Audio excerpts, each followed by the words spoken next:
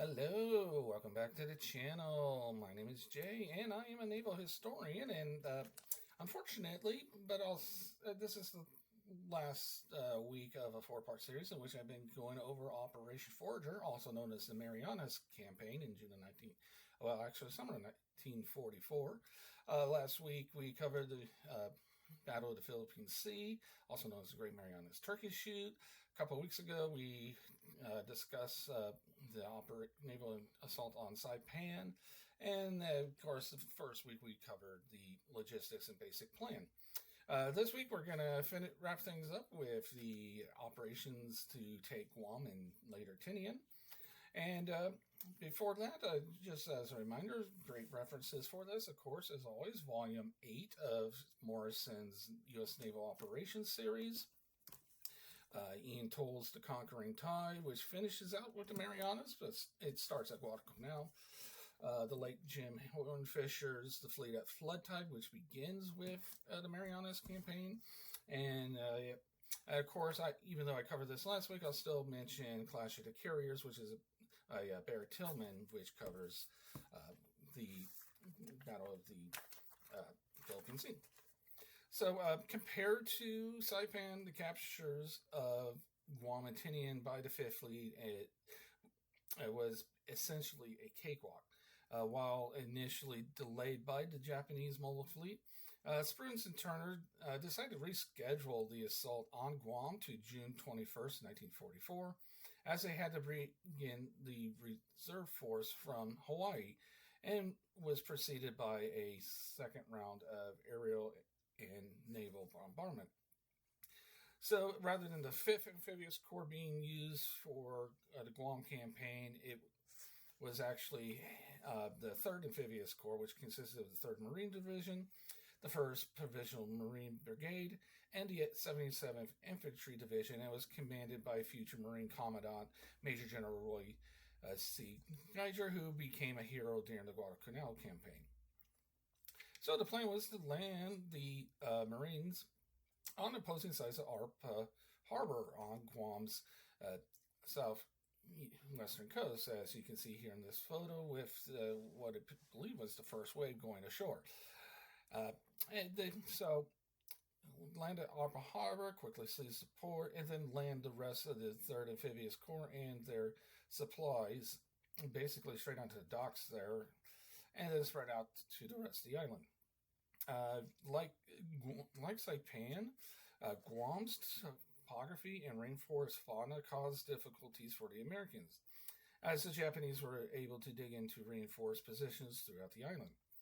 The weather would also cause the advance across the island to be slower than anticipated due to the operation being conducted during the tropical rainy season. Yet, after one last major Japanese line of defense collapsed on June the 4th, the rest of the campaign was the American route, and Guam was declared secure on August 10th of 1944. Now, the assault on Tinian, and this is kind of actually cool that I found this actual invasion plan, that began on June 24th and was conducted by the 4th and 2nd Marine Divisions of the 5th Amphibious Corps.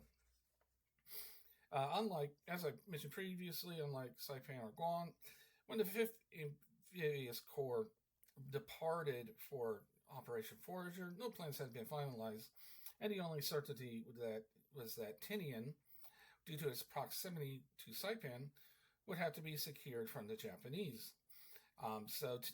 Here's how close it is. The main channel between Saipan and Tinian is about 3 nautical miles wide, and basically they're close enough you can use artillery. So using the recently captured Saipan as both a staging area as well as an artillery post, Marines would be ferried over to Tinian by Amtraks and amphibious trucks, famously ducks, and they would land on the northwest shore. Due to the small size of the island, its relative flatness, and the Marine Corps' 4-1 advantage over the Japanese, Tinian was actually secured inside of a week, so it was a pretty quick operation, especially when you compare to the 24 days it took for them to secure Saipan. And so once the Marianas even before the Marianas were secured, the U.S. Pacific Fleet quickly went to work transforming Tinian and Saipan into massive air bases for the B-29 and restoring the naval facilities at Arpa Harbor on Guam. So you can see here, there's an overhead shot of Tinian, and you can see that there's in the foreground there are 4 major runways, and there's also additional 2 or 3 further south of that location. So by the end of 1944, B-29s, they were basically sorting from Tinian and Saipan on a regular basis as they were able to reach Japanese home islands. The fire bombings of Tokyo and other Japanese cities were launched from these air bases, as well as the missions to deploy the atomic bomb on Hiroshima and Nagasaki. And Nimitz actually moved his headquarters from Guam to Guam from Pearl Harbor during the fall of 1944, which shaved thousands of miles of distance between the Pacific Fleet Command and that of where the U.S. 3rd, 5th, and 7th Fleets were operating. And Arpa Harbor would also be a resupply station for the submarines of the Pacific Fleet, thereby increasing the length of time that their patrols could hunt Japanese marus or merchant ships, which expedited the collapse of that economy. The capture of the Marianas from Japan, like the establishment of a beachhead in Normandy and the full frontal push by the Russians into Poland, marked June of 1944 as the beginning of the end of the Japanese Empire and the Nazi Reich.